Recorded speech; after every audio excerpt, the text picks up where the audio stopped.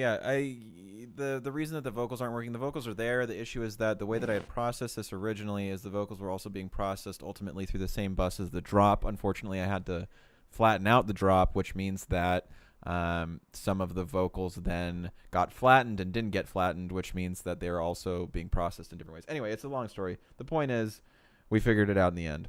So this song was made after making a song that was like almost identical, at least in its musical stuff. So like it also had this, it had the pluck and everything. I saved the MIDI and just transferred it over and decided to start a new song because I didn't like the original. So a few things to point out. The first is going to be this toy box, which I think is really cool. Really nice sounding. I talked about this briefly in another stream that I did on my own Twitch, but just personally, I think that the toy box sound is like super nostalgic. I had a lot of toy boxes when I was a kid. In fact, I still have one actually. Hang on.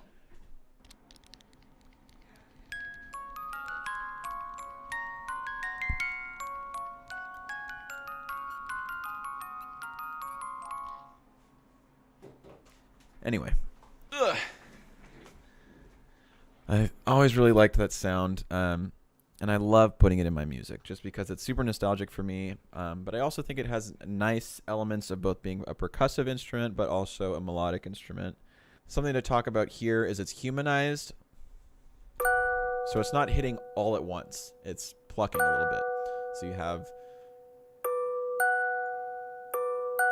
And it's not only not hitting all at once, but I have two notes hitting at the same time, then followed by two notes hitting at the same time, which creates, I think, a cool feeling.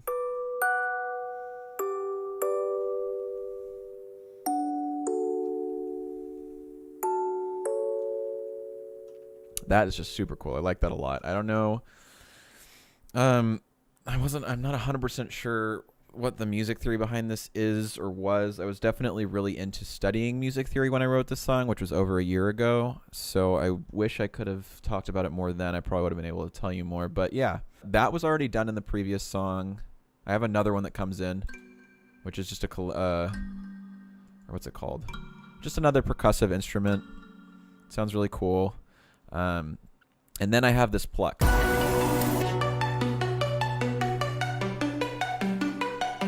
And this is the pluck that is, or the arpeggio, I should say, that I still just love so much, just the way it progresses.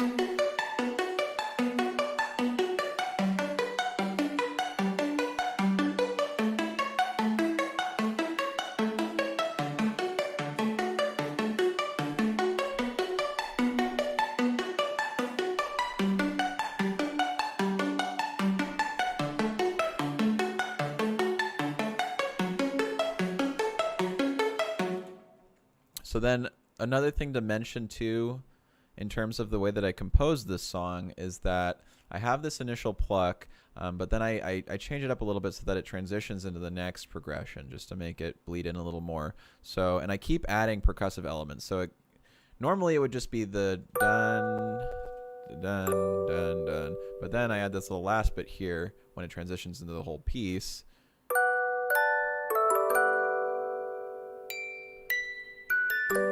I add a melody. I also add this. Oh, and this is, yeah,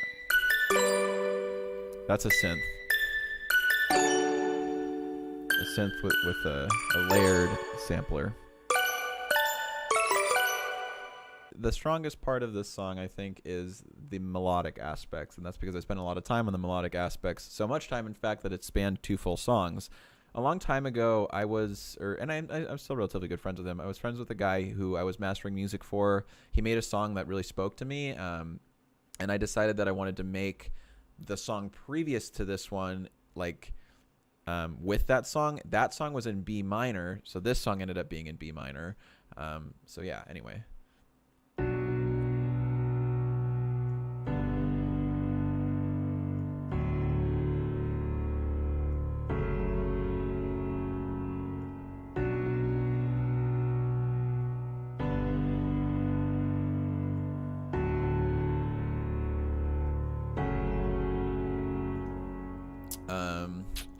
One thing that I did in this that I'm remembering, again, I wrote this a long time ago, so it's hard for me to remember what I was doing when I was writing it, is that it's the same, right?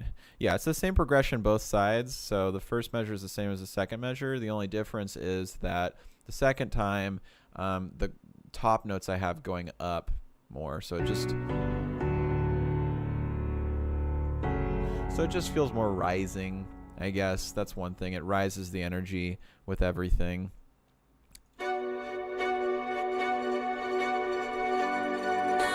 So that's another thing I can talk about. That's sorry, I have an itch. That was that's session strings, the contact library, but I'm putting that through Guitar Rig, the Atmo Git preset, which I think sounds really cool.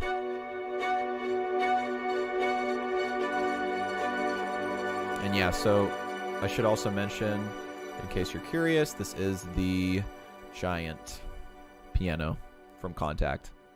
Until recently, I only had the giant, then I got the Unicorda, which I use mostly now.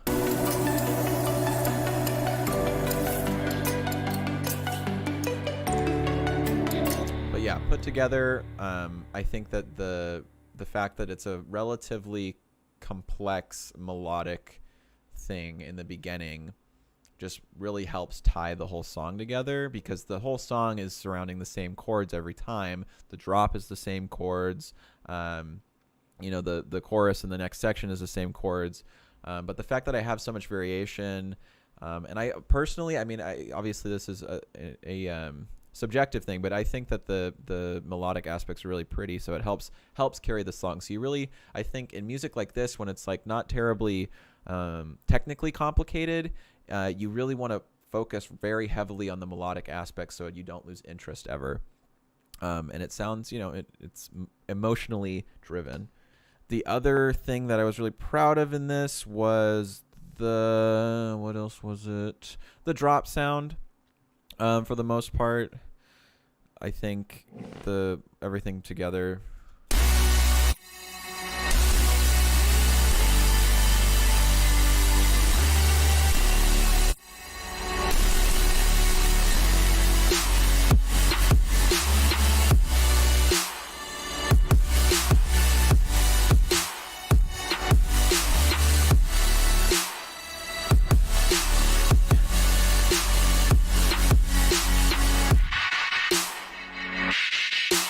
Obviously, a lot of work went into the construction of the supersaw layer and everything like that, but just to keep things interesting, I also automated the reverb, which has been bounced out, so it's hard for me I can't solo out the reverb swells anymore, but you can see them like right here, right here, right here.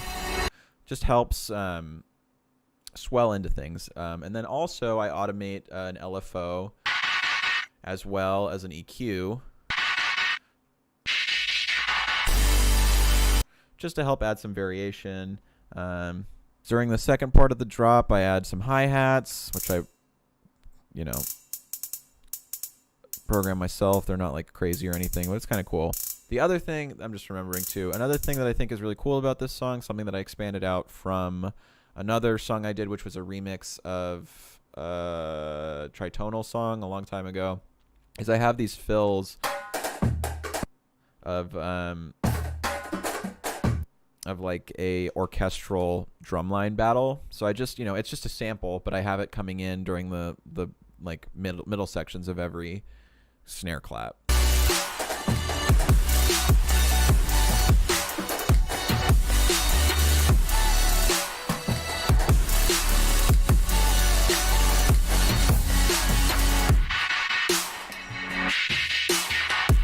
Anyway, that's the general idea. I think that helps to add, again, a little bit more variation, but then on top of the fact that it's like a super synthetic sound, the drums being organic help bring it back more and give it some actual real space. Obviously, a supersaw is one of those things where it's like you want to humanize it as much as possible just to make it sound like it's in a living, breathing space, at least to me.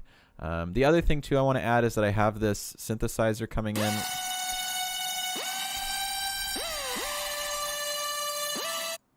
So you can't hear it now. It eventually starts swelling in. It's in the build right here.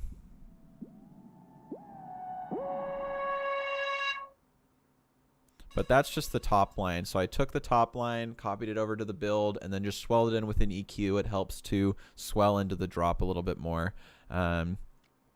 Oops. But yeah, same thing. Well, I guess this part's different. In this case, I just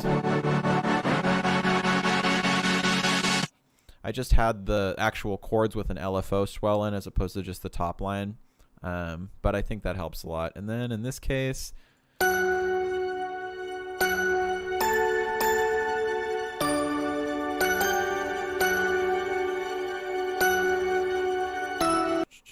let's see, is this a cool thing that I did? Oh yeah, so this is a nice counter melody that I made.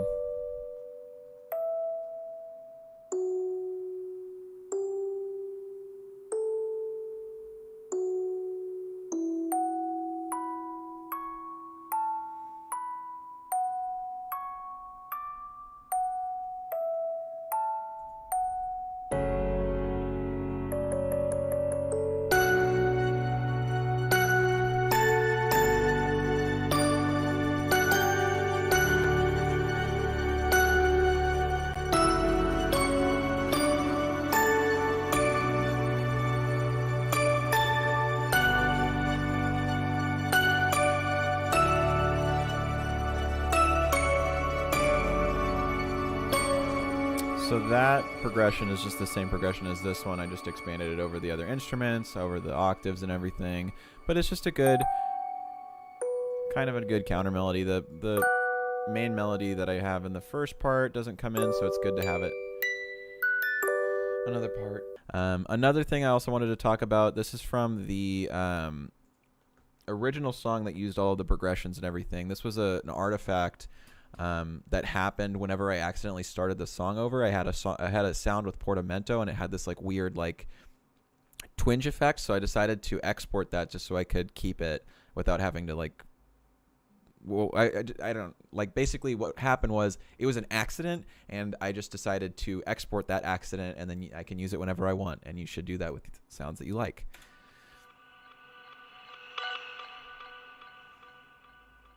It's kind of quiet, but yeah. There's like some like, it's hard. Right now I'm mostly hearing the main percussive note of it, but if you listen to like the higher regions of it, it kind of sounds like a bird call almost. Like I hear this like pew. Again, I guess I can talk about just the ambiance. There's like campfire ambiance that I bring in this. Again, this is just talking about the idea where it's like, on top of all the melodic aspects, on top of the FX and everything, you kind of also want to add some ambiance. So just some background noises. Definitely don't make them loud. But like this percussive loop right here.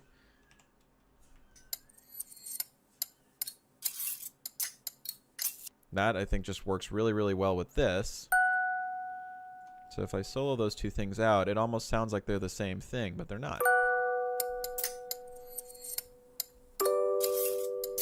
So yeah, just to give you some advice, I think that especially when I was starting out, I was always struggling at like finding the inspiration, but also making something valuable musically, making something that I like that wasn't just music, it also had some value to me. And I think that's the biggest piece of advice that I can give you. And just to segue, the story behind this EP is just about breakup, or about a breakup that I had. It was a harsh time. Nobody's breakups are good. Everyone has experienced a breakup, I think, at one point in their life. It doesn't necessarily have to be a romantic breakup, just some sort of alienation, some sort of heartbreak, anything like that. But I had that experience, and I was like, I think that I want to make some music about that, and I want to be able to tell a story. So with the help of the lovely Sam, I formatted this in a hopeful way. So I tried to make this emulate the process of a breakup. So, which is the reason it goes from being, for the most part, a really ugly in quotations. I think it's, it sounds cool, obviously, but the sounds are much more harsh. So an ugly thing to get to be a little bit more beautiful and melodic and everything like that. So that was, the philosophy. But I think that with that type of philosophy, it really helps inspirationally, because music with impact and music with meaning usually tends to have a lot more emotion tied to it and can inspire emotion within the listener. And I think that is super important.